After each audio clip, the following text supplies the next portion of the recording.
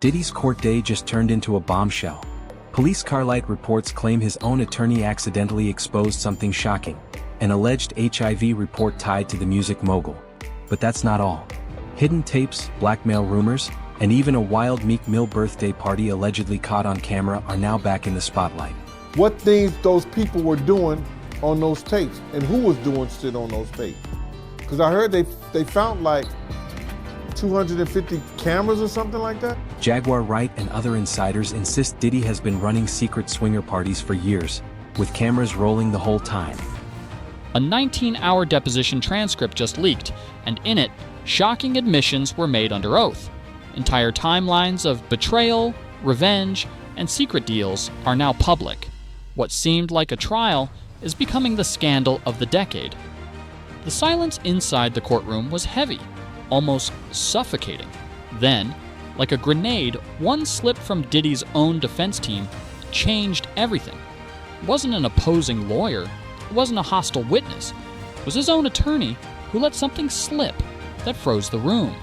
The word spreading through the gallery was simple but explosive: an alleged HIV report with Diddy's name attached to it. The streets are buzzing, and baby, it's not good news for Diddy. The word flying around is that he's allegedly been HIV positive since way back in 2011, and now it's all unraveling right in front of our eyes. And y'all, if that wasn't enough, whispers say he didn't just keep it to himself. No ma'am. Apparently, he may have passed it on during his infamous freak-offs to some very familiar faces in Hollywood. The internet, it's absolutely on fire. So how did this all come out? Let's rewind a bit. When Diddy's trial kicked off, fans started noticing something off. He wasn't his usual flashy self. Gone was the bold, blinged-out Diddy we were used to seeing strutting down red carpets or flexing on Instagram. Instead, what we saw was a man who looked tired, weak, frail even. For a man who built his life on power, control, and image, this was a revelation that shattered the mask instantly, etc. Witnesses say Diddy's usual swagger evaporated. He wasn't the untouchable mogul anymore. He looked cornered, his voice cracking, muttering, "They dragged me. They set me up."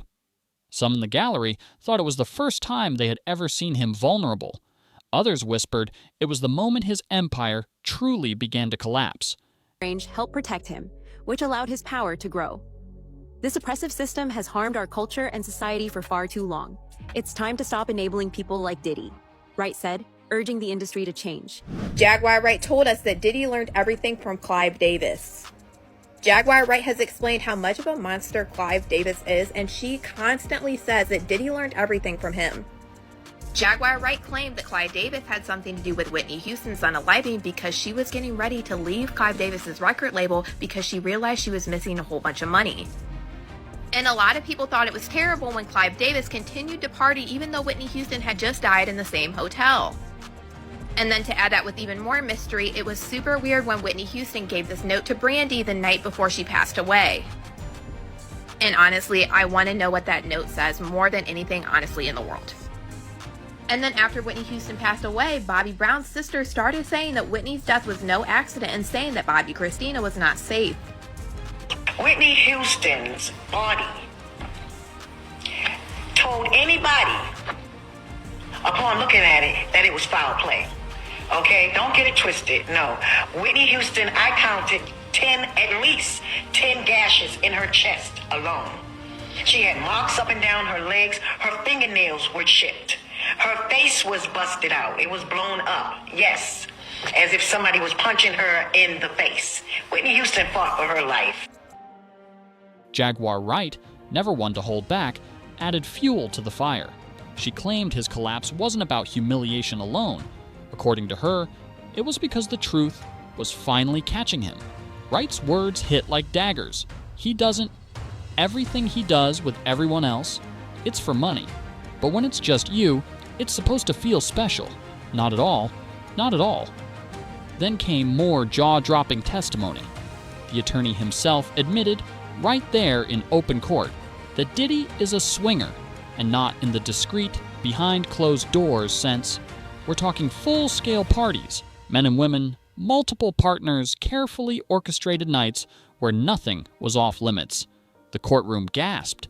If this was strategy, it felt like sabotage. Why admit so much? Why let that detail hang in the air? Especially when insiders had long claimed there were dozens of witnesses who had already seen too much. It wasn't just any party, it was Meek Mill's birthday, thrown by Diddy himself inside the $25,000 a night Parisian Palace in Las Vegas. The timing? Floyd Mayweather's mega fight weekend. So naturally, A-list stars flooded in. But what started as a night of champagne and celebration quickly spiraled into a disturbing scene that has haunted hip-hop for years. Guests were dressed in matching outfits, lingerie dancers were lined up like chess pieces, and one woman completely naked was allegedly used as a sushi platter. By the next morning, the mansion looked like a crime scene.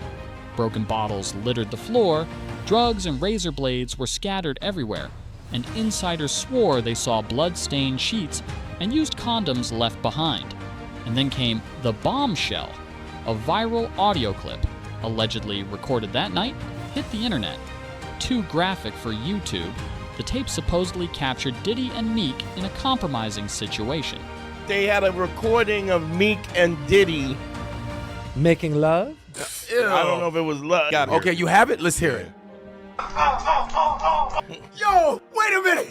Wait, You didn't hear this? No! Now, Miran, Yeah. what does that sound authentic? Play it for him absolutely. again. Oh my God. Yeah, just really give it a good listen.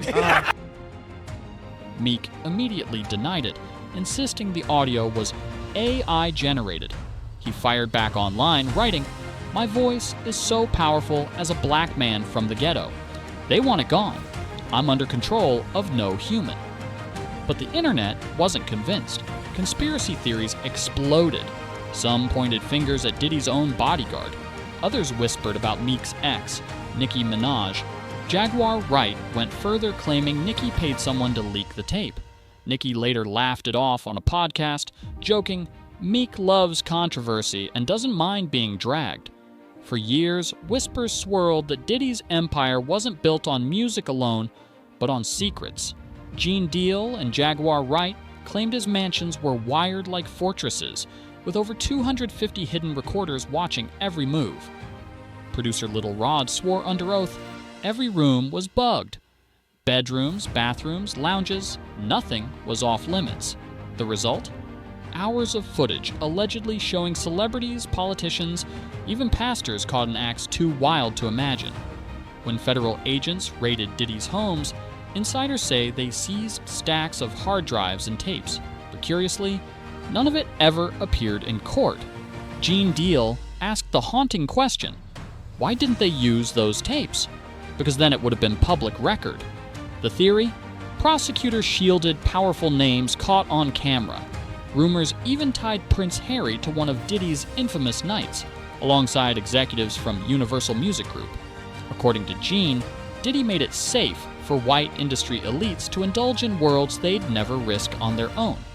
Wait till this boy go to jail and how many stories come up. Do you honestly think that he is going to jail? Is a pig pork?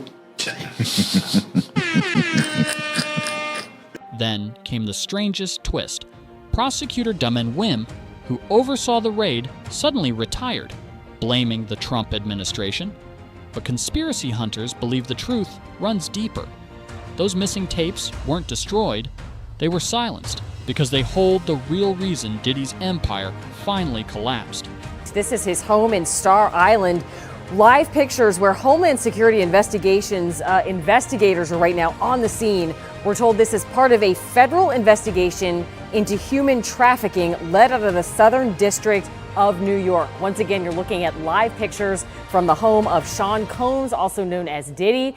HSI is on the scene right now. We also do have video from his home in Los Angeles. HSI Los Angeles is on scene there, and you can see it is a big scene outside of this big home. We're told that this is a breaking situation. We don't have any word if there's an arrest that's imminent, but you can see heavily armed vehicles and officers and agents are outside the home right now. This is a developing story, not only in Los Angeles, but right here in South Florida.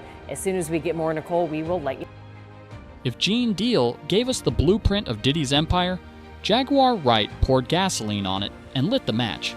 Her claims weren't whispers. They were bombs dropped on live streams and interviews. each more jaw-dropping than the last. Wright alleged that Diddy was secretly diagnosed with HIV, hiding it from the world while maintaining powerful connections. She even teased that she personally knows 20 men living with the virus, daring to expose their names when the time is right. And then came the shocking jab at Jay-Z. According to Jaguar, their relationship went far beyond music and money. She even bragged, "I cost him $125 million in 2 months. Nobody wants to give me credit." But her attacks didn't stop with artists. Jaguar accused the media of protecting Diddy while destroying others.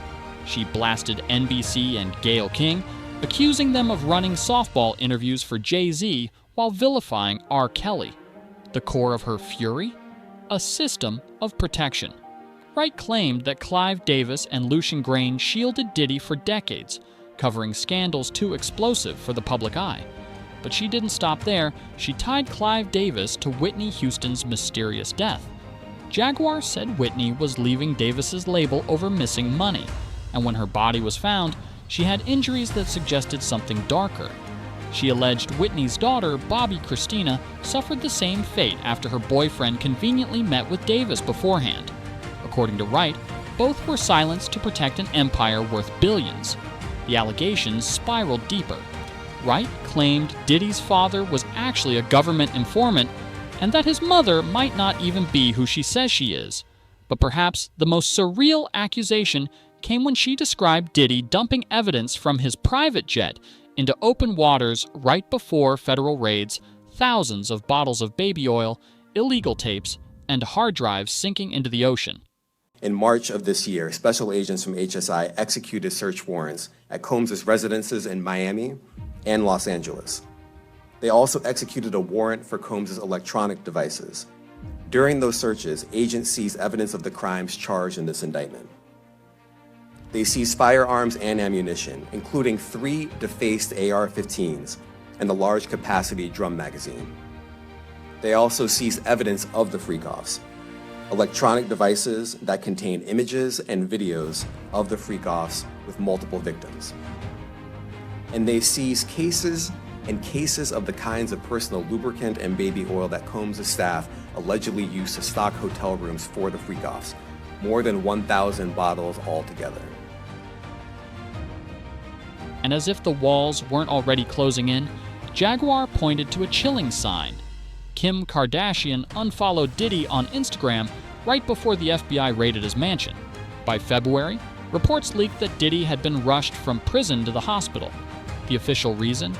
A lingering knee injury from his 2003 marathon. The whispers? Something far darker possible, HIV complications or another health crisis. To avoid cameras, he was transported at night.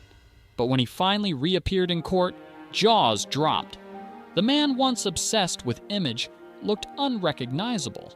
Gray hair, gray beard, stripped of his prison hair dye privileges. He shuffled into the room carrying a Bible, part of what insiders believe is a carefully staged legal performance. His lawyers try to keep him distracted with endless reading, terrified he might crack under the weight of reality. But reality hit hard. Convicted on 2 out of 5 charges, sentenced to 3 to 4 years, no bail. Still, the delusion lingers. Sources claim he's already plotting a comeback. Radar insiders say he's convinced he'll return bigger than ever. But the industry has moved on. No producer will touch him, no mogul will back him. To them, he's radioactive.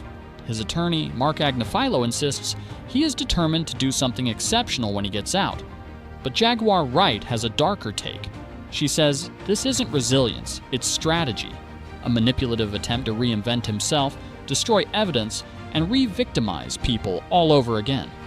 From king of hip-hop to prisoner with a Bible in his hand, Diddy's downfall looks final, but the whispers say otherwise. If the darkest evidence was really destroyed, then we've only seen the tip of the iceberg. The question is, how much darker does this story go? Drop your thoughts below, smash the like button, subscribe, and turn on notifications because when the next chapter breaks, you'll want to be the first to know.